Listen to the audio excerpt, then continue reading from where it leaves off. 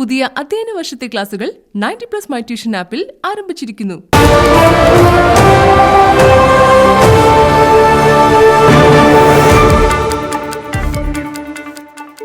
നോക്കാം വിശദമായ റിപ്പോർട്ടുകൾ.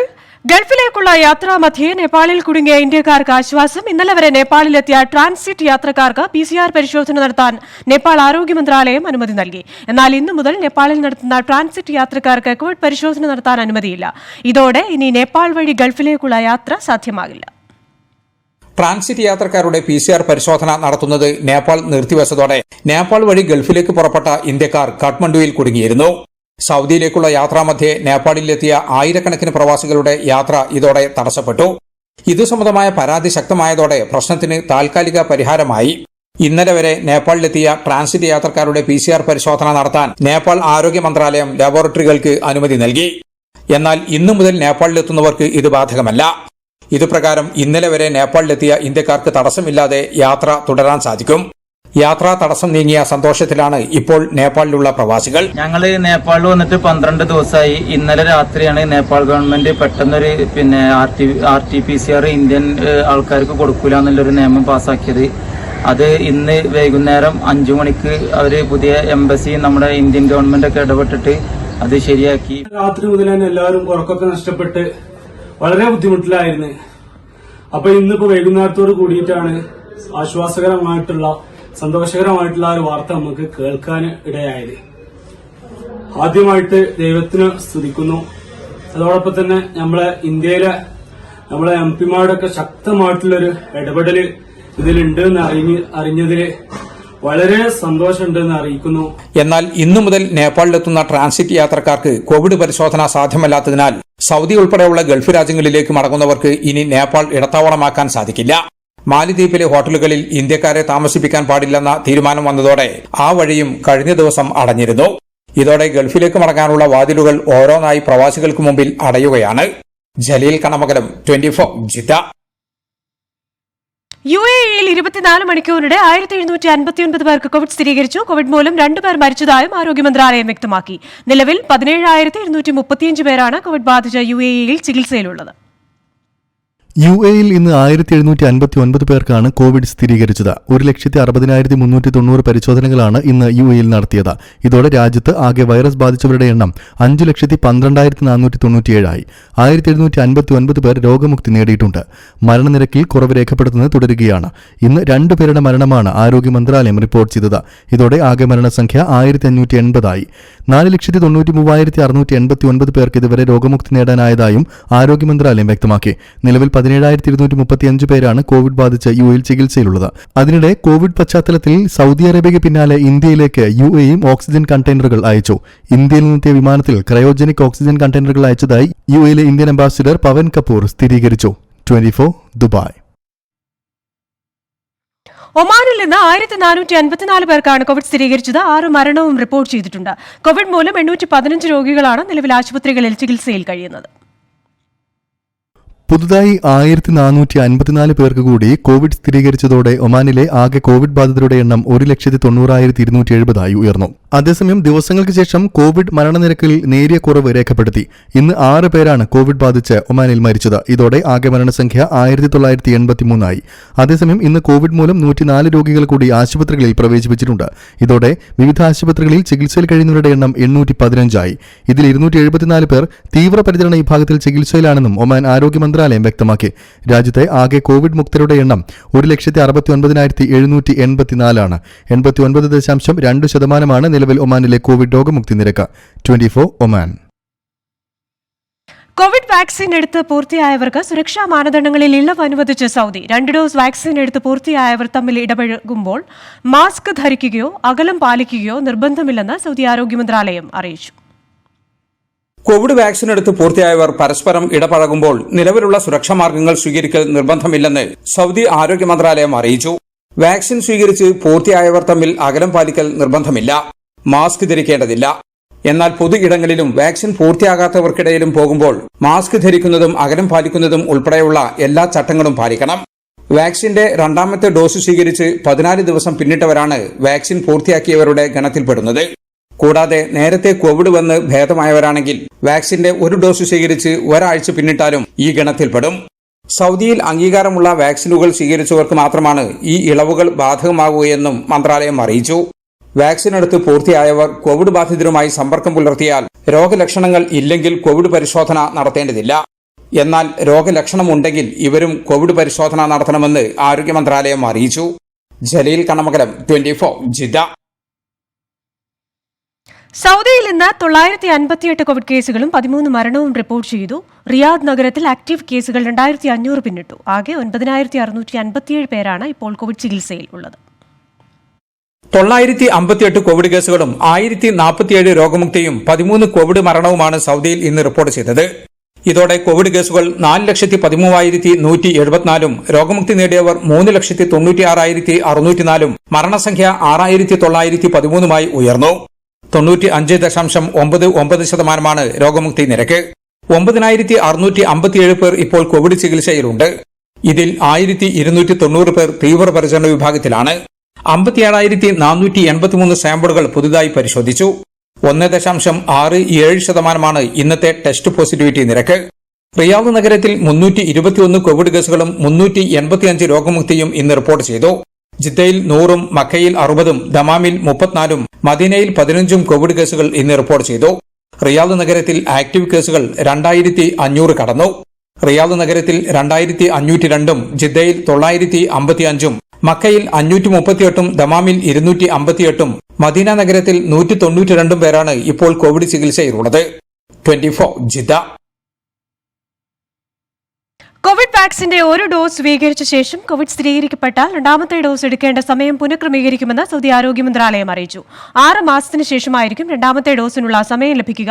അതേസമയം പ്രാർത്ഥിക്കാനെത്തിയവർക്ക് കോവിഡ് സ്ഥിരീകരിച്ചതിനെ തുടർന്ന് സൗദിയിൽ 39 പള്ളികൾ കൂടി അടച്ചു. കോവിഡ് വാക്സിന്റെ ഒരു ഡോസ് സ്വീകരിച്ച ശേഷം കോവിഡ് ബാധിച്ചാൽ രോഗം ഭേദമായി 6 മാസത്തിന് ശേഷമാണ് രണ്ടാമത്തെ ഡോസ് സ്വീകരിക്കേണ്ടതെന്ന് സൗദി ആരോഗ്യ മന്ത്രാലയം അറിയിച്ചു. ഇവർക്ക് രണ്ടാമത്തെ ഡോസ് സ്വീകരിക്കുന്നതിനുള്ള സമയം രോഗം ഭേദമാകുന്നതിനനുസരിച്ച് പുനഃക്രമീകരിക്കും. വാക്സിൻ എടുത്താലും കോവിഡ് ബാധിക്കാനുള്ള സാധ്യത ഉണ്ടെന്ന് ആരോഗ്യ മന്ത്രാലയം വക്താവ് മുഹമ്മദ് അബ്ദുൽ ആലി പറഞ്ഞു. സൗദിയിൽ ഇതുവരെ 83,63,256 ഡോസ് വാക്സിൻ വിതരണം ചെയ്തതായി ആരോഗ്യ മന്ത്രാലയത്തിന്റെ റിപ്പോർട്ട് പറയുന്നു. അതേസമയം പ്രാർത്ഥനയ്ക്കെത്തിയവരിൽ കോവിഡ് സ്ഥിരീകരിച്ചതിനെ തുടർന്ന് സൗദിയിൽ 39 പള്ളികൾ കൂടി താൽക്കാലികമായി അടച്ചു. 8 പ്രവിശ്യകളിലായി പള്ളികളിലെത്തിയ 39 പേർക്കാണ് കോവിഡ് സ്ഥിരീകരിച്ചത്. ഇതോടെ 79 ദിവസത്തിനിടെ അടച്ച പള്ളികൾ 862 ആയി. ഇതിൽ 801 പള്ളികളും അണുനശീകരണ പ്രവർത്തനങ്ങൾക്ക് ശേഷം വീണ്ടും തുറന്നു. ജലീൽ കണ്ണമംഗലം, 24 ജിദ്ദ. കോവിഡ് മഹാമാരിയെ നേരിടാൻ 2021 ഫെബ്രുവരി പകുതി വരെ 3.6 മില്യൺ ദിനാർ കുവൈറ്റ് വാണിജ്യ മന്ത്രാലയം ചെലവഴിച്ചതായി മന്ത്രി ഡോക്ടർ അബ്ദുള്ള അൽ സൽമാൻ പറഞ്ഞു. MP അബ്ദുള്ള അൽ മുദാഫിന്റെ ചോദ്യത്തിന് മറുപടിയായാണ് മന്ത്രി ഇക്കാര്യം വ്യക്തമാക്കിയത്. കുവൈറ്റ് സപ്ലൈ കമ്പനി നൽകുന്ന ഫേസ് മാസ്കുകൾക്കായി സബ്സിഡി ഇനത്തിൽ മാത്രം മന്ത്രാലയം 3.5 മില്യൺ ദിനാർ ചെലവഴിച്ചതായി മന്ത്രി അറിയിച്ചു. കോവിഡ് പ്രതിസന്ധി മൂലം കുവൈത്തിൽ 3.5 ലക്ഷത്തിലധികം പേർ അവരവരുടെ രാജ്യത്തേക്ക് തിരികെ പോയതുമൂലം രാജ്യത്ത് തൊഴിലാളി ക്ഷാമം നേരിടുന്നതായി ബിസിനസ് ഓണേഴ്സ് വ്യക്തമാക്കി. സ്വന്തം തൊഴിലാളികൾക്ക് വരാൻ സാധിക്കാത്ത സാഹചര്യമായതിനാൽ പല കമ്പനികളും അധിക വേതനത്തിൽ തൊഴിലാളികളെ ജോലിക്ക് വെക്കാൻ നിർബന്ധിതരായിരിക്കുകയാണോ എന്നും ഇവർ ചൂണ്ടിക്കാട്ടുന്നു. മെക്കാനിക്കൽ, ക്ലീനിംഗ് ജോലികളിലാണ് തൊഴിലാളി ക്ഷാമം നേരിടുന്നത്. അതിനാൽ തന്നെ ഈ വിഭാഗത്തിൽപ്പെടുന്ന ജീവനക്കാരെ രാജ്യത്തേക്ക് എത്തിക്കണമെന്ന ആവശ്യവും ഇവർ ഉന്നയിക്കുന്നു. സൗദിയിൽ സോഷ്യൽ മീഡിയ പരസ്യ ചട്ടലംഘനത്തിന് 100 പേരെ അറസ്റ്റ് ചെയ്തു. ഇതിൽ 55ഉം സ്ത്രീകളാണ്. നിയമവിരുദ്ധമായി സമൂഹമാധ്യമങ്ങൾ വഴി പരസ്യം ചെയ്തതാണ് ഇവർക്കെതിരെ ചുമത്തിയ കുറ്റം. സോഷ്യൽ മീഡിയ പരസ്യ മാനദണ്ഡങ്ങൾ ലംഘിച്ച 100 പേരെയാണ് കഴിഞ്ഞ ദിവസങ്ങളിൽ സൗദി വാണിജ്യ മന്ത്രാലയം കണ്ടെത്തിയത്. സ്നാപ്ചാറ്റ്, ട്വിറ്റർ, ഇൻസ്റ്റഗ്രാം എന്നിവ വഴി നിയമവിരുദ്ധമായ രീതിയിൽ പരസ്യം ചെയ്ത 100 പേരെയും അറസ്റ്റ് ചെയ്തതായി മന്ത്രാലയം അറിയിച്ചു. ഇതിൽ 4 വനിതകൾ ഉൾപ്പെടെ 10 പേർക്ക് 1,65,000 റിയാൽ പിഴ ചുമത്തി. വ്യാജ ഉൽപ്പന്നങ്ങളുടെ പരസ്യം ചെയ്യുക, പരസ്യവാചകം എഴുതാതിരിക്കുക, ഉൽപ്പന്നങ്ങളെക്കുറിച്ച് തെറ്റായ കാര്യങ്ങൾ പ്രചരിപ്പിക്കുക, ഉപഭോക്താക്കളെ തെറ്റിദ്ധരിപ്പിക്കുക തുടങ്ങിയ കുറ്റങ്ങളാണ് ഇവർക്കെതിരെ ചുമത്തിയിരിക്കുന്നത്. പിടിയിലായ ബാക്കിയുള്ള 90 പേരിൽ 51ഉം സ്ത്രീകളാണ്. സോഷ്യൽ മീഡിയ അക്കൌണ്ടുകൾ വഴി തെറ്റായ രീതിയിൽ 123 പരസ്യങ്ങളാണ് ഇവർ ചെയ്തത്. സുഗന്ധദ്രവ്യങ്ങൾ, വാച്ചുകൾ, ഫാഷൻ ഉൽപ്പന്നങ്ങൾ, ഫർണിച്ചർ, ബാങ്കിംഗ് സേവനങ്ങൾ, ഡെലിവറി ആപ്പുകൾ, മെഡിക്കൽ സെന്ററുകൾ, നിരോധിക്കപ്പെട്ട പണമിടപാടുകൾ തുടങ്ങിയവയുടെ പരസ്യങ്ങളാണ് നിയമവിരുദ്ധ മാർഗങ്ങളിലൂടെ സോഷ്യൽ മീഡിയ വഴി ഇവർ ചെയ്തത്. 24 ജിദ്ദ. സൗദി അറേബ്യയിൽ വിദേശികളായ വനിതാ ജീവനക്കാർക്ക് കഴിഞ്ഞ വർഷം കൂടുതൽ തൊഴിൽ വീസകൾ അനുവദിച്ചതായി മാനവശേഷി സാമൂഹിക വികസനകാര്യ മന്ത്രാലയം. വനിതകളെ റിക്രൂട്ട് ചെയ്യാൻ 2.3 ലക്ഷം വീസകൾ അനുവദിച്ചെന്നും മന്ത്രാലയം അറിയിച്ചു. കഴിഞ്ഞ വർഷം 3-ാം പാദത്തിൽ 15,000 വീസകളാണ് അനുവദിച്ചത്. എന്നാൽ 4-ാം പാദത്തിൽ വനിതകളെ റിക്രൂട്ട് ചെയ്യുന്നതിന് 2,30,797 വീസകൾ വിതരണം ചെയ്തു. സർക്കാർ, സ്വകാര്യ മേഖലകൾക്കും സ്വകാര്യ വ്യക്തികളുടെ കീഴിൽ ജോലി ചെയ്യുന്നതിനുമാണ് ഇത്രയും വീസകൾ അനുവദിച്ചത്. 2-ാം പാദത്തിലും 3-ാം പാദത്തിലുമായി 25,252 വീസകൾ മാത്രമാണ് വനിതാ റിക്രൂട്ട്മെന്റിന് അനുവദിച്ചത്. കോവിഡിന്റെ പശ്ചാത്തലത്തിൽ കഴിഞ്ഞ വർഷം തൊഴിൽ വീസ വിതരണം 49% കുറഞ്ഞിരുന്നു. 2019 4-ാം പാദത്തെ അപേക്ഷിച്ച് കഴിഞ്ഞ വർഷം അനുവദിച്ച തൊഴിൽ വീസകളുടെ എണ്ണം 50% കുറഞ്ഞു. കഴിഞ്ഞ വർഷം 4-ാം പാദത്തിൽ ആകെ 3.29 ലക്ഷം തൊഴിൽ വീസകളാണ് വിതരണം ചെയ്തതെന്നും മന്ത്രാലയം വ്യക്തമാക്കി. 24 Riyadh. Saudi Shura council waste management നിയമം പാസാക്കി. ദേശീയ മാലിന്യ സംസ്കരണ കേന്ദ്രത്തിന്റെ അനുമതിയില്ലാതെ മാലിന്യ സംസ്കരണ മേഖലയിൽ പ്രവർത്തിക്കുന്നത് നിയമലംഘനമാണ്. മാലിന്യ സംസ്കരണവുമായി ബന്ധപ്പെട്ട സമഗ്ര നിയമനിർമ്മാണത്തിനാണ് ഷൂറ കൌൺസിൽ അംഗീകാരം നൽകിയത്. പൊതുജനാരോഗ്യത്തിന് ഹാനികരമാകുന്ന വിധം മാലിന്യ സംസ്കരണം അനുവദിക്കില്ല. മാലിന്യ സംഭരണം, സംസ്കരണം എന്നീ മേഖലകളിൽ പ്രവർത്തിക്കുന്നവർ നിയമം ലംഘിച്ചാൽ 10 വർഷം വരെ തടവ് ശിക്ഷ ലഭിക്കും. ഇതിനു പുറമെ 3 കോടി റിയാൽ വരെ പിഴശിക്ഷയും പുതിയ നിയമം അനുശാസിക്കുന്നുണ്ട്. ആരോഗ്യത്തിന് ഹാനികരമാകുന്ന വിധം പൊതുയിടങ്ങളിൽ മാലിന്യം കത്തിക്കുക, ഉപേക്ഷിക്കുക എന്നിവ കുറ്റകരമാണെന്നും ഷൂറ കൌൺസിൽ പാസാക്കിയ വേസ്റ്റ് മാനേജ്മെന്റ് നിയമം വ്യക്തമാക്കുന്നു. മാലിന്യം നീക്കം ചെയ്യുന്നതിനും തരംതിരിക്കുന്നതിനും കയറ്റുമതി ഇറക്കുമതി ചെയ്യുന്നതിനും സമഗ്രമായ മാർഗനിർദ്ദേശവും നിയമം വ്യക്തമാക്കുന്നുണ്ട്. മാലിന്യ നിർമ്മാർജ്ജനം വഴി പരിസ്ഥിതി സംരക്ഷിക്കുന്നതിനും സാമ്പത്തിക നേട്ടം കൈവരിക്കുന്നതിനും സഹായിക്കുന്ന നിയമമാണ് ഷൂറ കൌൺസിൽ അംഗീകരിച്ചത്. 24 റിയാദ്. നന്മയുടെ നല്ല വാർത്തകൾ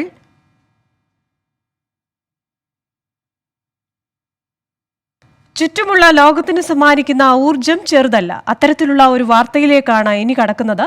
ദുബായ് ഭരണാധികാരി പ്രഖ്യാപിച്ച 100 മില്യൺ മീൽസ് പദ്ധതിയുടെ ഭാഗമായി സഹജീവി സ്നേഹത്തിന്റെ വലിയ മാതൃക തീർക്കാൻ തന്റെ ജീവനക്കാർ കൂടെ നിന്നപ്പോൾ അവരെ ഞെട്ടിച്ച മുതലാളിയുടെ കഥ.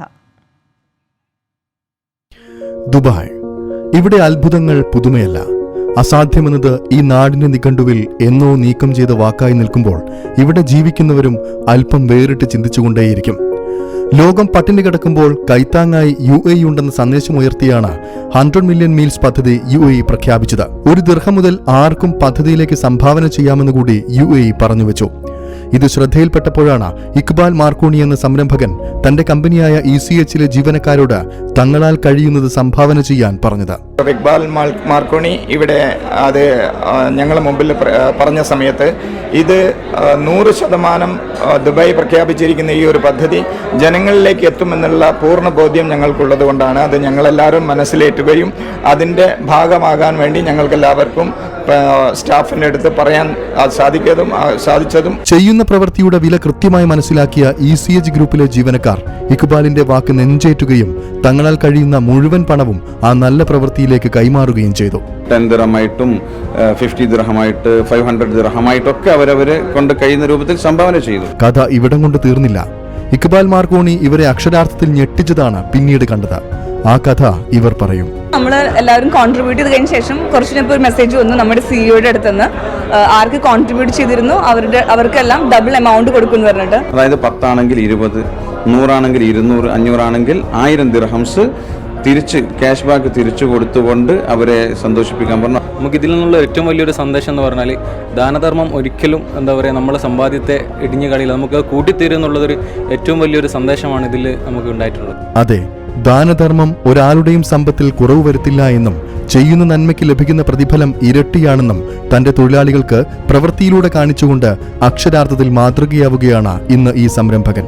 നേരത്തെ കോവിഡ് പ്രതിസന്ധി സമയത്ത് തൊഴിൽ നഷ്ടപ്പെട്ട് നാട്ടിലേക്ക് മടങ്ങിയവർക്ക് പേർഷ്യൻ പെട്ടി നൽകിയും നാട്ടിൽ കുടുങ്ങിയവർക്ക് വേണ്ടി പ്രത്യേക വിമാനം ചാർട്ടർ ചെയ്തും ECH സാമൂഹിക പ്രതിബദ്ധത പ്രകടമാക്കിയിരുന്നു. അരുൺ പാറാട്ട്, 24 ദുബായ്. ദുബായിലെ പ്രമുഖ കാർഗോ കമ്പനിയായ എം ഗ്രൂപ്പിന്റെ കീഴിലുള്ള ടൈം എക്സ്പ്രസ് കാർഗോയുടെ അൽക്കൂസ് ബ്രാഞ്ചിനെ 3ാം വാർഷികം ആഘോഷിച്ചു. മുഖ്യ അതിഥിയായി ഇസ്ലാമിക പണ്ഡിതൻ സിംസാറുൽ ഹഖ് ഹുദവി പങ്കെടുത്തു. റംസാൻ മാസങ്ങളിൽ എം ഗ്രൂപ്പ് കാർഗോയുടെ കീഴിലുള്ള എല്ലാ ബ്രാഞ്ചുകളിലും നടത്തിവരാറുള്ള 5000-ഓളം പേർക്കുള്ള റംസാൻ ഗിഫ്റ്റിന്റെ ആദ്യ വിതരണം സിംസാറുൽ ഹഖ് ഹുദവിയിൽ നിന്നും മമ്മദ്കുട്ടി കാവുങ്ങൽ പറമ്പിൽ ഏറ്റുവാങ്ങി. സംസ്ഥാനത്തെ കോവിഡ് രോഗവ്യാപനത്തിൽ ഇന്നും ആശ്വാസത്തിന് വകയില്ല. 21,890 പേർക്കാണ് രോഗം സ്ഥിരീകരിച്ചത്. ടെസ്റ്റ് പോസിറ്റിവിറ്റി നിരക്ക് 22.71%. ജനിതക മാറ്റം വന്നതും തീവ്ര രോഗവ്യാപന ശേഷിയുമുള്ളതുമായ വൈറസ് സംസ്ഥാനത്തിന്റെ പല ഭാഗത്തും കണ്ടെത്തിയിട്ടുണ്ടെന്ന് മുഖ്യമന്ത്രി വാർത്താസമ്മേളനത്തിൽ അറിയിച്ചു. സംസ്ഥാനത്ത് 21,890 പേർക്ക് കോവിഡ് സ്ഥിരീകരിച്ചപ്പോൾ 3,251 രോഗികളുമായി കോഴിക്കോടാണ് ഒന്നാമത്. 2000-ന് മുകളിലാണ് എറണാകുളം, മലപ്പുറം, തൃശൂർ, തിരുവനന്തപുരം ജില്ലകളിൽ രോഗികളായവരുടെ എണ്ണം. 96,378 സാമ്പിളുകൾ പരിശോധിച്ചപ്പോൾ പോസിറ്റിവിറ്റി നിരക്ക് 22.71. കഴിഞ്ഞ ദിവസങ്ങളിലുണ്ടായ 28 മരണങ്ങൾ കോവിഡ് മൂലമാണെന്ന് സ്ഥിരീകരിച്ചു. ഇതോടെ ആകെ മരണം 5,138 രോഗം ബാധിച്ചവരിൽ 70 ആരോഗ്യ പ്രവർത്തകർ ഉൾപ്പെടുന്നു. പ്രതിദിന രോഗികളുടെ കണക്കിലെ നേരിയ കുറവിൽ ആശ്വാസത്തിന് വകയില്ലെന്ന് മുഖ്യമന്ത്രി പിണറായി വിജയൻ. ഇന്ന് രോഗം ബാധിച്ചവരുടെ എണ്ണത്തിലുണ്ടായ കുറവ് എന്തെങ്കിലും ആശ്വാസത്തിൻ്റെ സൂചനയല്ല. ഇന്നലെ അവധിയായതിനാൽ ടെസ്റ്റിങ്ങിൽ വന്ന കുറവാണ് അതിൽ പ്രതിഫലിച്ചത്. രോഗം സ്ഥിരീകരിച്ച് ചികിത്സയിലായിരുന്ന 7,943 പേരുടെ പരിശോധനാ ഫലം നെഗറ്റീവായി. 2,32,812 പേരാണ് ചികിത്സയിലുള്ളത്. രണ്ടാം തരംഗത്തിലെ രോഗികളിൽ 40%-യും വകഭേദം വന്ന വൈറസുകളാണ് ബാധിച്ചത്. ജനിതക വ്യതിയാനം വന്ന വൈറസുകൾ കേരളത്തിൽ ഏപ്രിൽ ആദ്യവാരം തന്നെ വ്യാപിച്ചു എന്നാണ് അറിയുന്നത്. ഇപ്പോൾ രോഗബാധിതരിൽ 40%-ഓളം പേരിൽ അതിതീവ്ര വ്യാപനശേഷിയുള്ള വൈറസുകളാണ് എന്നാണ് പഠനം വ്യക്തമാക്കുന്നത്. വാക്സിൻ വാങ്ങുന്നതിൽ ഉദ്യോഗസ്ഥതല ചർച്ച തുടരുകയാണ്. സ്വകാര്യ മേഖലയിൽ RT-PCR പരിശോധനയ്ക്കുള്ള ഉയർന്ന നിരക്ക് പ്രത്യേകം പരിശോധിക്കുമെന്നും മുഖ്യമന്ത്രി പറഞ്ഞു. ഉത്തരേന്ത്യയിലെ അവസ്ഥ ഇവിടെയും വരാനുള്ള സാധ്യത കൂടുതലാണ്. ഇതുവരെയുള്ളതിൽ ഏറ്റവും ശക്തമായ രോഗവ്യാപനമുള്ള ഘട്ടത്തിലൂടെയാണ് നമ്മൾ കടന്നു പോകുന്നത്. ഉത്തരേന്ത്യയിലും മറ്റും കാണുന്ന അവസ്ഥ ഇവിടെയും സംജാതമാകാനുള്ള സാധ്യത വളരെ കൂടുതലാണ്. കർണാടകയിൽ ലോക്ക്ഡൌൺ പ്രഖ്യാപിച്ചതിൽ പരിഭ്രാന്തരായുള്ള യാത്രകൾ ഒഴിവാക്കണം. 18 വയസ്സിന് മുകളിലുള്ളവർ വാക്സിനേഷന് മുൻപ് രക്തദാനത്തിന് തയ്യാറാകണമെന്നും മുഖ്യമന്ത്രി അഭ്യർത്ഥിച്ചു. 24 തിരുവനന്തപുരം. കോവിഡ് പ്രതിരോധത്തിനായി സംസ്ഥാനത്തെ സിനിമാ തിയേറ്ററുകളും ഷോപ്പിംഗ് മാളുകളും മദ്യവിൽപ്പനശാലകളും അടച്ചിടാൻ തീരുമാനം. വിവാഹ ചടങ്ങിൽ പങ്കെടുക്കാവുന്നവരുടെ എണ്ണം 50 ചുരുക്കി. വോട്ടെണ്ണൽ കേന്ദ്രങ്ങളിലേക്ക് പൊതുജനങ്ങൾക്ക് പ്രവേശനമുണ്ടായിരിക്കില്ല. വാരാന്ത്യ പ്രത്യേക നിയന്ത്രണങ്ങൾ തുടരും. സാമൂഹിക ജാഗ്രതയുടെ നെടുനായകത്വം ജനങ്ങൾ വഹിക്കണമെന്ന് മുഖ്യമന്ത്രി പിണറായി വിജയൻ ആഹ്വാനം ചെയ്തു. സമ്പൂർണ്ണ ലോക്ക്ഡൌണിന് പകരം കടുത്ത നിയന്ത്രണങ്ങൾ ഏർപ്പെടുത്താനാണ് സർവകക്ഷി യോഗത്തിന്റെ തീരുമാനം. Cinema theatre, shopping mall, gymnasium, club, sports complex, നീന്തൽക്കുളം, വിനോദ പാർക്ക്, ബാറുകൾ, വിദേശ മദ്യ വിൽപ്പന കേന്ദ്രങ്ങൾ എന്നിവ തൽക്കാലം പ്രവർത്തിക്കില്ല. വാരാന്ത്യത്തിലുള്ള പ്രത്യേക നിയന്ത്രണം തുടരും. അത്യാവശ്യ സർവീസുകൾ മാത്രമേ അന്നുണ്ടാകൂ. ഇന്നത്തെ സാഹചര്യത്തിൽ വാരാന്ത്യത്തിലുള്ള പ്രത്യേക നിയന്ത്രണം തുടരും. അത്യാവശ്യ സർവീസുകൾ മാത്രമേ അന്നുണ്ടാകൂ. സർക്കാർ, അർദ്ധ സർക്കാർ സ്ഥാപനങ്ങൾക്ക് ശനിയാഴ്ച അവധി നൽകിയിട്ടുണ്ട്. വിവാഹവും ഗൃഹപ്രവേശനവും കോവിഡ് ജാഗ്രതാ പോർട്ടലിൽ രജിസ്റ്റർ ചെയ്യണം. മരണാനന്തര ചടങ്ങുകൾക്ക് പങ്കെടുക്കാവുന്നവരുടെ എണ്ണം പരമാവധി 20 നിജപ്പെടുത്തി. വോട്ടെണ്ണൽ കേന്ദ്രത്തിൽ അതുമായി ബന്ധപ്പെട്ട ചുമതലകളുള്ളവർ മാത്രം പോയാൽ മതി. 2 ഡോസ് വാക്സിൻ എടുത്തവർക്കും 72 മണിക്കൂറിനകം നടത്തിയ RT-PCR പരിശോധനയുടെ ഫലം നെഗറ്റീവായവർക്കും മാത്രമായി വോട്ടെണ്ണൽ കേന്ദ്രത്തിലേക്കുള്ള പ്രവേശനം പരിമിതപ്പെടുത്തും. റംസാൻ നമസ്കാരത്തിന് പള്ളികളിൽ പരമാവധി 50 പേരെ മാത്രമേ പങ്കെടുപ്പിക്കാൻ പാടുള്ളൂ. ചെറിയ പള്ളികളാണെങ്കിൽ എണ്ണം ഇതിലും ചുരുക്കേണ്ടി വരും. ഇക്കാര്യം ജില്ലാ കളക്ടർമാർ അതാതിടത്തെ മതനേതാക്കളുമായി ആലോചിച്ച് തീരുമാനമെടുക്കണം. നമസ്കരിക്കാൻ പോകുന്നവർ പായ സ്വന്തമായി കൊണ്ടുപോകുന്നതാണ് നല്ലത്.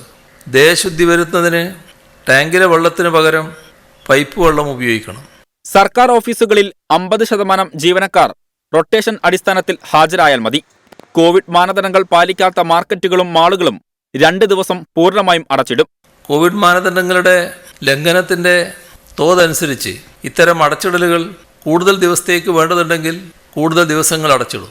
രാത്രി 9 മണി മുതൽ പുലർച്ചെ 5 മണി വരെയുള്ള രാത്രികാല നിയന്ത്രണം തുടരും. കടകളും റെസ്റ്റോറന്റുകളും 7:30 അടയ്ക്കണം.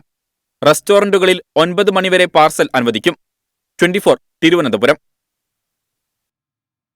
തിരുവനന്തപുരം ജിമ്മി ജോർജ് സ്റ്റേഡിയത്തിലെ വാക്സിൻ കേന്ദ്രത്തിൽ ഇന്നും പലവിധ ബുദ്ധിമുട്ടുകൾ അനുഭവിക്കുന്ന പ്രായമായവർ കാത്തുനിന്നത് മണിക്കൂറുകളോളം. വെയിലത്ത് കാത്തുനിന്ന പലരും കുടിവെള്ളം കിട്ടാതെ തളർന്നു വീണു. ഇവരെ ആശുപത്രിയിലാക്കാനുള്ള ആംബുലൻസുകൾ പോലും വാക്സിൻ കേന്ദ്രത്തിൽ ഉണ്ടായിരുന്നില്ല.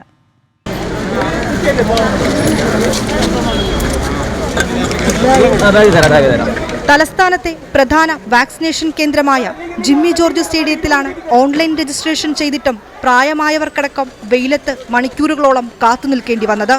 സ്ത്രീകളടക്കം 4 പേർ കുഴഞ്ഞു വീണു. കുടിവെള്ളം പോലും കിട്ടാതെ മണിക്കൂറോളം ക്യൂവിൽ നിൽക്കേണ്ടി വന്നതോടെ പ്രതിഷേധം ശക്തമായി.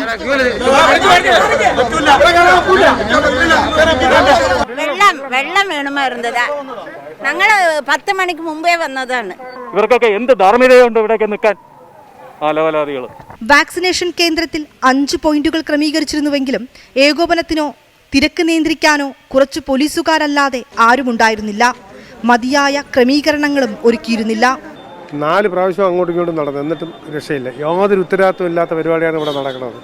യാതൊരു ഉത്തരവാദിത്വം ചെയ്തിട്ടില്ല, ഒരു തുള്ളി വെള്ളം കരുതിയിട്ടില്ല. ഓൺലൈൻ രജിസ്ട്രേഷനിൽ വാക്സിൻ എടുക്കാൻ രാവിലെ 9 മണി സമയം ലഭിച്ചവരെ കൂടാതെ 11 മണിക്ക് സമയം ലഭിച്ചവരും ഒരുമിച്ചെത്തിയതാണ് പ്രശ്നത്തിനിടയാക്കിയതെന്നാണ് ആരോഗ്യവകുപ്പിന്റെയും പോലീസിന്റെയും വിശദീകരണം.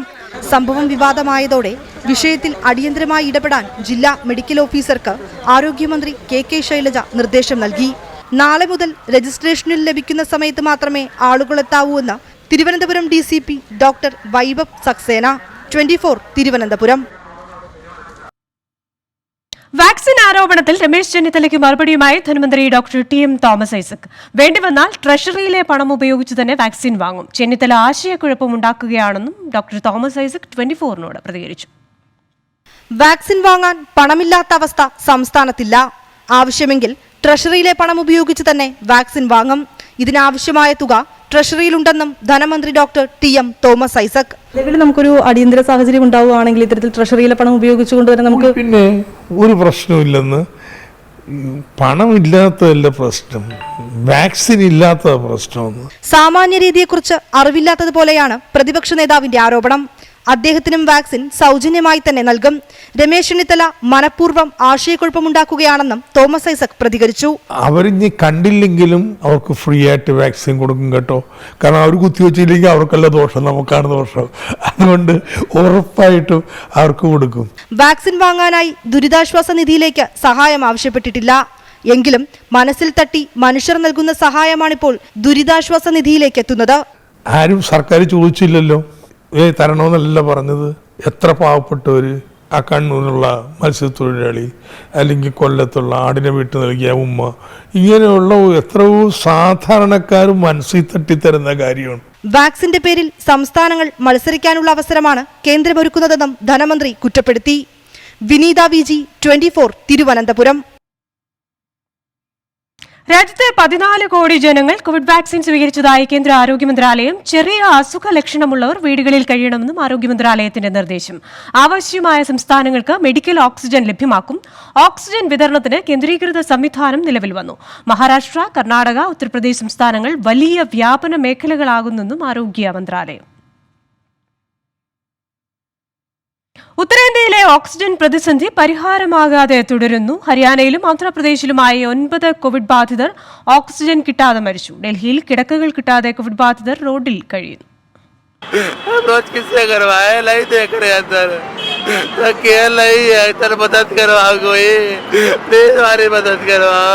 കണ്ടുനിൽക്കാനാകാത്തതാണ് രാജ്യ തലസ്ഥാനത്തെ കാഴ്ചകൾ. കോവിഡ് ബാധിച്ച് ഓക്സിജൻ നില അപകടത്തിലായ അച്ഛൻ തീരത് സിംഗുമായി 18 മണിക്കൂറുകളായി അലയുകയാണ് മക്കൾ. 12 ആശുപത്രികളിൽ കയറിയിറങ്ങി. 1500 കിടക്കകളുള്ള LNJP ആശുപത്രിയിലും ഒന്നുപോലും ഒഴിവില്ല.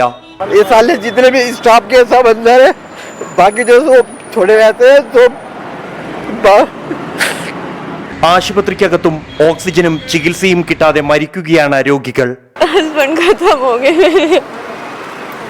कल परसों शाम को एडमिट किया था मैंने, अभी फोन आ गया कि खत्म हो गया. ആന്ധ്രാപ്രദേശിലെ വിജയനഗരത്തിൽ മഹാരാജ സർക്കാർ ആശുപത്രിയിൽ 4 കോവിഡ് രോഗികൾ ഓക്സിജൻ കിട്ടാതെ മരിച്ചു. ഹരിയാനയിലെ ഹിസാറിൽ 5 രോഗികളാണ് പ്രാണവായു കിട്ടാതെ മരിച്ചത്. അത്യാഹിത വിഭാഗത്തിൽ ഉപയോഗിക്കുന്ന 104 ഓക്സിജൻ സിലിണ്ടറുകൾ 3 ദിവസമായി നിറച്ചു കിട്ടിയിട്ടില്ലെന്നും കടുത്ത പ്രതിസന്ധിയാണ് നേരിടുന്നതെന്നും ഗംഗാറാം ആശുപത്രി അറിയിച്ചു. വീട്ടിൽ ചികിത്സയിൽ കഴിയുന്ന രോഗികളുടെ ബന്ധുക്കൾ ഓക്സിജൻ കിട്ടാതെ വലയുകയാണ്. അതേസമയം റായ്ഗഡിൽ നിന്നുള്ള ഓക്സിജൻ എക്സ്പ്രസ് ഡൽഹിയിലെത്തി. 18ഓളം വിദേശ രാജ്യങ്ങൾ സഹായം വാഗ്ദാനം ചെയ്തിട്ടുണ്ട്. US-ൽ നിന്നും 318 ഓക്സിജൻ കോൺസെൻട്രേറ്ററുകളും UAE-ൽ നിന്ന് 7 ക്രയോജനിക് ടാങ്കറുകളും ഇന്ത്യയിലെത്തി. ദുരന്ത കാഴ്ചകളാണ് ഡൽഹിയിൽ നിന്നും ഓരോ ദിവസവും പുറത്തു വരുന്നത്. പ്രാണവായുവും ചികിത്സയും മരുന്നും ലഭിക്കാതെ ജീവൻ വിട്ടുപോയവരുടെ ബന്ധുക്കളെ ആശ്വസിപ്പിക്കാൻ വാക്കുകൾ പോലും തികയാതെ വരുന്നു. LNJP ആശുപത്രിക്ക് മുന്നിൽ നിന്നും ജോഗീർ സിംഗിനൊപ്പം ബൽറാം നെടുങ്ങാടി, 24 ഡൽഹി. മുഖ്യമന്ത്രിയുടെ ദുരിതാശ്വാസ നിധിയിലേക്ക് 2 ലക്ഷം രൂപ സംഭാവന നൽകിയ ബീഡി തൊഴിലാളിയെ കണ്ടെത്തി. കണ്ണൂർ അവേര സ്വദേശി ജനാർദ്ദനനാണ് ആ വലിയ മാതൃക കാണിച്ചത്. എല്ലാവർക്കും ഇതൊരു പ്രചോദനമാകുമെങ്കിൽ താൻ ഹാപ്പിയാണെന്നാണ് ജനാർദ്ദനൻ പറയുന്നത്.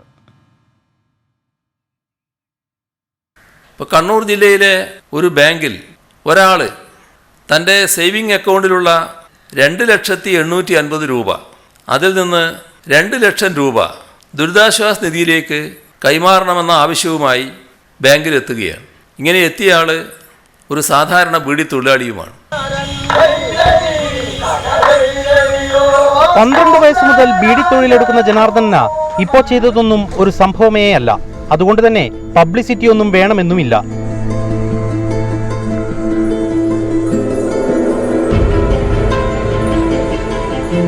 എനിക്കിപ്പോൾ ഒരു ആശ്വാസമുണ്ട്. എന്നെ കൊണ്ട് ഇങ്ങനെയെങ്കിലും ജനങ്ങളുടെ മനസ്സിൽ ഒരു ചലനം ഉണ്ടാക്കാൻ കഴിഞ്ഞില്ലെങ്കിൽ അത് എനിക്ക് ഒരു വലിയൊരു സന്തോഷമുള്ള കാര്യമാണ്. കോവിഡ് വാക്സിന്റെ വിലവർദ്ധനവിനെ കുറിച്ചുള്ള വാർത്ത മനസ്സുലച്ചു. പിന്നെ തീരുമാനം ഉടനെ എടുത്തു. അപ്പോൾ ജനങ്ങൾ ഉണ്ടെങ്കിലല്ലേ ഭരണകൂടവും മറ്റേ നമുക്ക് എല്ലാം ഉണ്ടാവും. ഞാനിപ്പം വീട് ഇറക്കുന്നു, കർഷകന് നെല്ലുണ്ടാക്കുന്നു, ഇതെല്ലാം ജനങ്ങൾ ഉണ്ടെങ്കിലല്ലേ നടക്കുള്ളൂ. അപ്പോൾ എനിക്ക് ഭക്ഷണം തരുന്ന കർഷകനും പിന്നെ വീട് ഇറക്കുന്ന ഞാനും കോവിഡിന് ഇടയായിട്ട് മരിച്ചു കഴിഞ്ഞാൽ പിന്നെ ഈ ലോകത്തുനിന്ന കാര്യം.